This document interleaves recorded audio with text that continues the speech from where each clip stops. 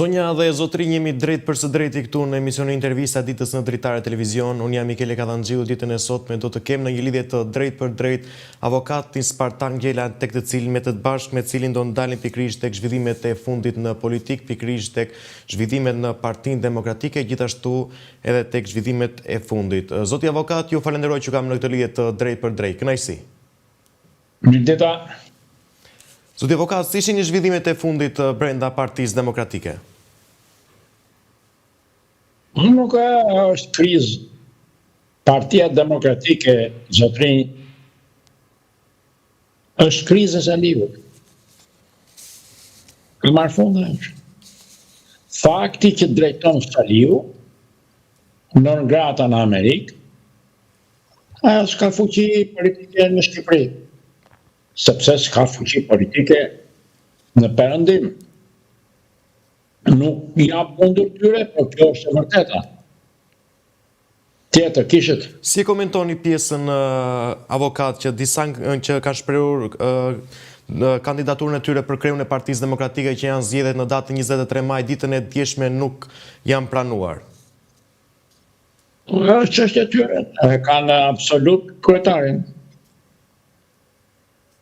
Zotri, këtu flitet, kanë bërë përpjekje për të marrë pushtetin.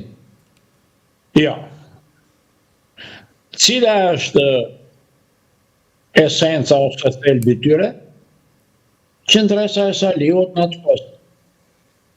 Po Saliu e di që nuk mund vi dot në pushtet dhe ta nxjerrë atë Partinë Demokratike si fituese zgjedhjeve, e di. Seri, ri për interesin e tij. Ajo nuk diskutohet. Partia Demokratike është shumë mbrapa me sondazhet që kanë bërë ndërkombëtare në Shqipëri. Dhe kriza është Saliu. Ata e pranojnë krizën, e mbajnë dhe Saliu punë e tyre. Ç'na duhet na? Tjetër kishët. Avokat, pas zgjedhjeve të datës 23 maj që janë brenda Partisë Demokratike, a mendoni se do ketë një përçarje midis demokratëve dhe demokrateve? Nuk di çfarë them, do ta presim faktin. Po atje ai kryetar është. Zotri. Po, avokat. Këtu flitet ndrohet kryetari? Jo. Kryetari aktual e sjell dot Partinë Demokratike në pushtet në Shqipëri? Jo. Pse nuk e sjell? Sepse i kanë rënë ato aksionet për faktin se është non grata në Amerikë dhe në Bashkimin Evropian. Biseda mbaron, zotri. Hajde, keni në një tjetër. Sipas këndvështrimit tuaj, avokat, duhet që kreu i Partisë Demokratike aktualisht zoti Berisha të kandidonte sërish për zgjedhjet e ardhshme? Për cilat zgjedhje? Për të zgjedhjet e datës 23 maj, që janë së shpejti. Pse do kandidot të thajmë, jep tregoj njerëzve për çfarë kandidimi? Ku? Avokat, e kam fjalën për kreun e Partisë Demokratike që është aktualisht zoti Sali Berisha. Kreun e Partisë Demokratike, ku ka zgjedhje e tjera. Kreun e Partisë Demokratike, zotri, ai e ka pranë tani. Pse e zgjat këtë moment? Ju e bëni pyetjen sikur janë zgjedhjet elektorale, prandaj u detyrova që ta sqaronje. Ai e puna partia e tij, ajo, zotrinë, nuk mund të hyjmë në punën e brendshme të Partisë Demokratike. Por ekzistenca e Saliut ata e dëmton. Ata e mbajnë, sepse e kanë pas kryetar të vjetër, themeluesin e tyre, punë e tyre. Politika për këtë çështje kaq flet, më shumë nuk ka se ç'të themi. Tjetër kishët. Avokat, si keni parë gjyqin e ish presidentit të vendit të zotit Ilir Meta? Si është dukur gjendja e atij fizike? I rënë është. Ore mund ta ketë nga izolimi në atje, në izolimi në Beirut, po. Është i izoluar ai, nuk është në burg. Është në masat e izolimit, ju e dini. Gjendja e rëndë është atje. Ai ka rënë nga paraqitja fizike, atëherë ka dëmtuar qënja në izolim në Beirut. E kanë mjekët në dorë.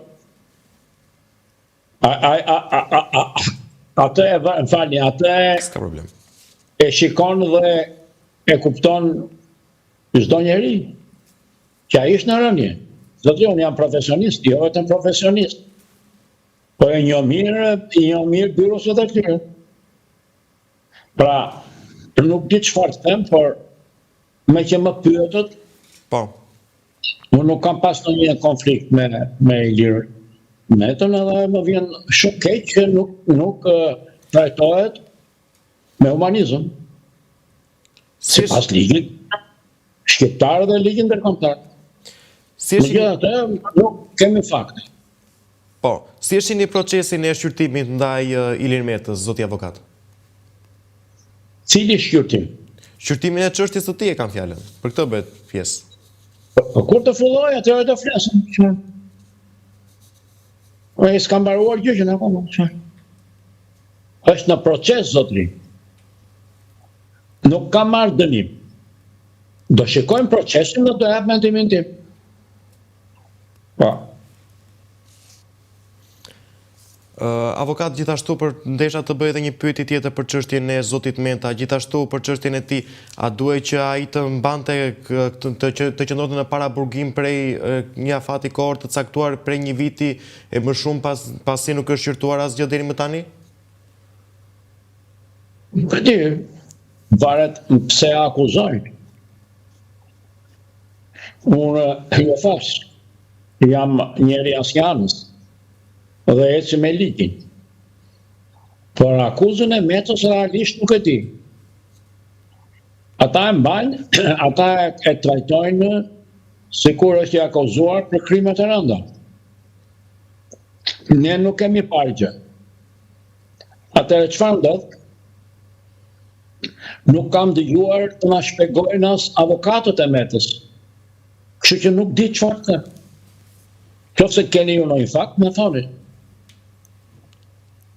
E qartë, avokat, si komentoni edhe pjesën e zhvillimeve të fundit brenda Partisë Socialiste për fjalën e zonjës Elisa Spiropali, që ka bërë komunikimin para disa ditësh me disë kryeministrit dhe zonjës Spiropali për çështjen e postimeve të saj në rrjetet e saj sociale, që është deklaruar kryeministrit të vendit që më përjashto, me një formë të prerë.